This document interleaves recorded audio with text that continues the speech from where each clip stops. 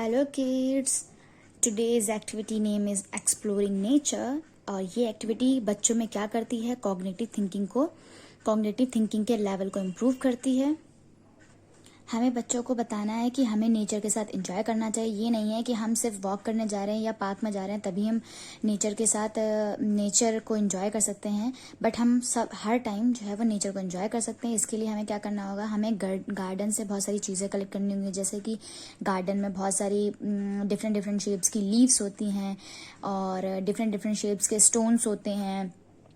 साथ साथ में ट्विंग्स होती हैं, मतलब जो टहनियाँ होती हैं, शेल्स होते हैं। उनको क्या करना है, उनको ऑब्जर्व करना है, उनको कलेक्ट करना है, देखना है कि उनका क्या क्या शेप्स है, कौन सा कलर है।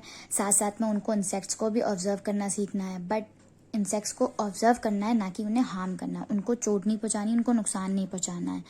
और साथ ही साथ हमें देखना है कि गार्डन में कितने कितने डिफरेंट ब्यूटीफुल थिंग्स होती हैं, ऑब्जेक्ट्स होते हैं और ब्यूटीफुल कलर्स होते हैं।